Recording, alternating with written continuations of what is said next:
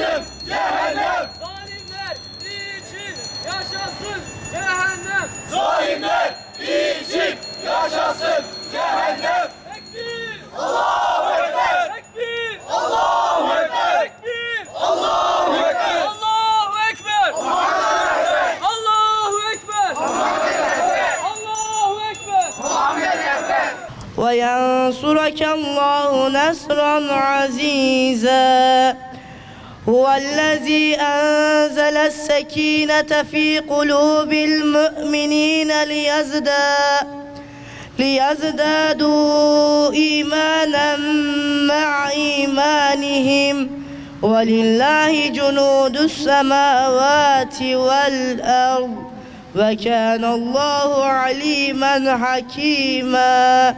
Apaçık bir fetihle müjdelenmiş olan ordunun elleriyle yeryüzünün müstekbirlerine mütekebbir olan alemlerin Rabbinin azabını müjdeliyoruz. 7 Ekim'den sonra dünya sükut orucumuzun son bulduğunu, iftar vaktimizin ya izzetli şehadet ya muhteşem bir zafer olduğunu bilsin. Allah nasip ederse bir dahaki pedallerimizi Filistin'e ziyaret için çevireceğiz biiznillah. Basına ve kamuoyuna. Bismillahirrahmanirrahim. Zulme ve sömürüye karşı onurlu bir kıyamı kuşanan aziz peygamberimize salat ve selam olsun. Dünya müstekbirlerine ve Siyonizme karşı cihad eden tüm kahramanlara selam olsun. Gazze'de destan yazan mücahitlere selam olsun. Gönlü cihad aşkıyla yanan tüm mümin ve muvahhid Müslümanlara selam olsun. 7 Ekim sabahı Filistin direniş hareketleri tarafından işgalci Siyonistleri bozguna uğratan bir operasyon gerçekleştirildi. Operasyonu titizlikle yürüten direnişçiler terör şebekesine tarihi bir ders verdi. Daha sonra bütün vahşetiyle saldırıya geçen Siyonist terör şebekesi uluslararası savaş hukukunu ve tüm insanlık değerlerini yok sayarak çocuk, kadın, yaşlı demeden sivil halkın üstüne bombalar yağdırmış ve binlerce kardeşimizi katletmiştir. 7 Ekim'den sonra tüm dünya halkları işgal rejiminin katliamlarına karşı meydanlara döküldü ve ayağa kalktı. Siyonist terör şebekesinin zulmünü lanetleyip Filistin halkının yanında olduklarını tüm dünyaya ilan ettiler. Geniş çaplı eylemler düzenleyip boykot hareketleri başlattılar. Siyonist terör şebekesine hizmet eden ve ekonomik olarak destek veren firmalara ve ürünlere karşı boykot bilincini kuşanan tüm onurlu insanları selamlıyoruz ve şu çağrıda bulunuyoruz. Siyonistlerin ve destekçilerinin mallarına süresiz bir şekilde boykot uygulamaya devam edilmelidir. Özellikle tüm esnafımız Siyonistlere destek veren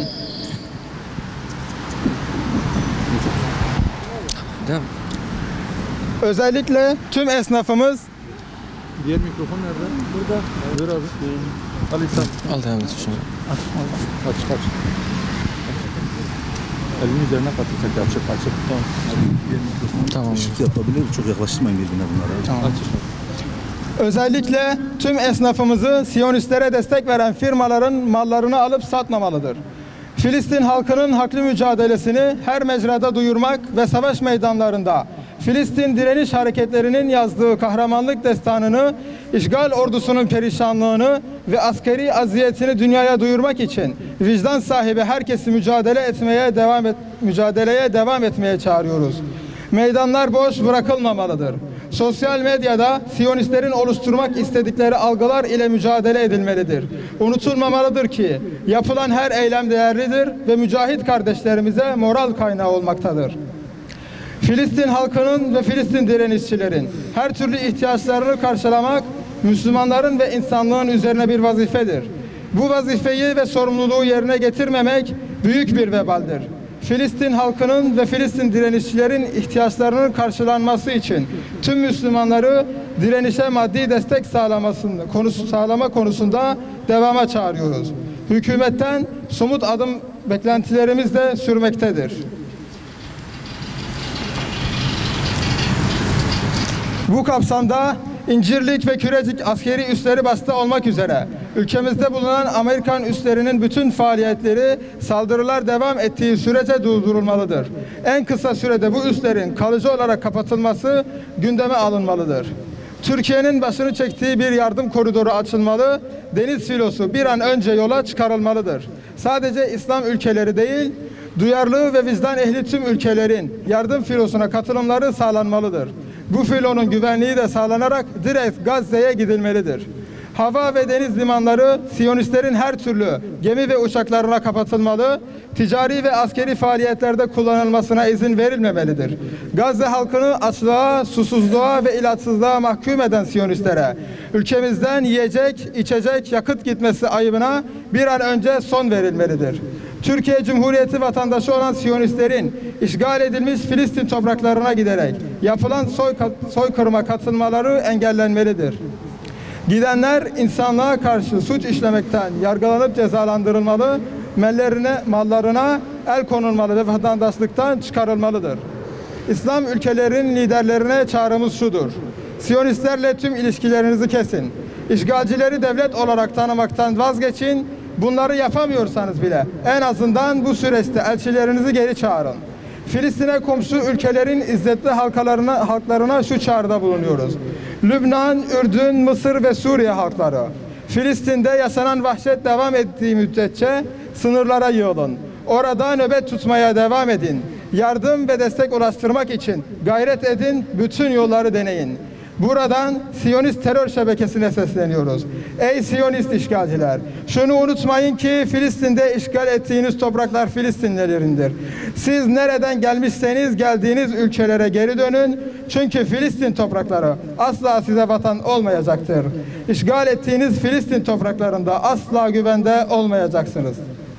Bizler hür gençlik olarak söz konusu Mescid-i Aksa olunca ceddimiz gibi kefenlerimizi giyer, Mescid-i Aksa'ya feda oluruz.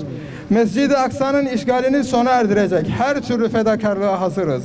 Yeryüzünde tek bir Müslüman dahi kalsa size işgal ettiğiniz topraklarda rahat vermeyeceğiz. Geldiğiniz yere dönene kadar durmayacağız. Sizinle mücadele edeceğiniz. Zafer inananlarındır ve zafer yakındır. Duamızın sonu alemlerin Rabbi Allah'a hamd etmektir.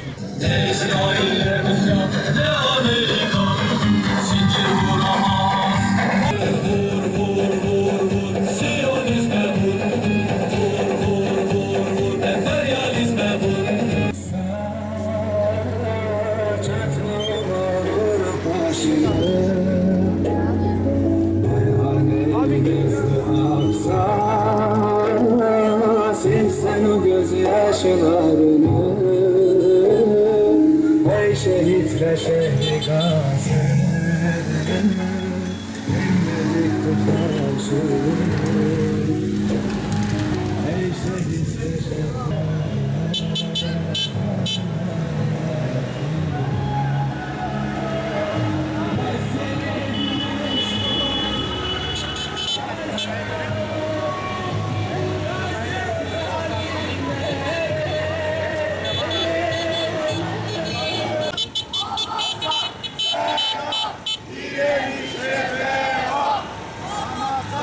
Selam.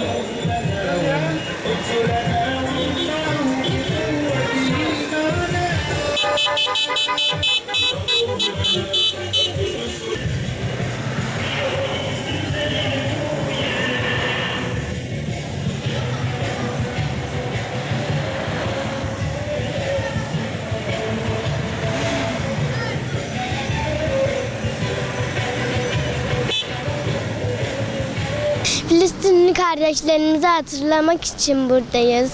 Bu Filistin, Gazze'deki çocukları, anneleri hepsini öldürmesin.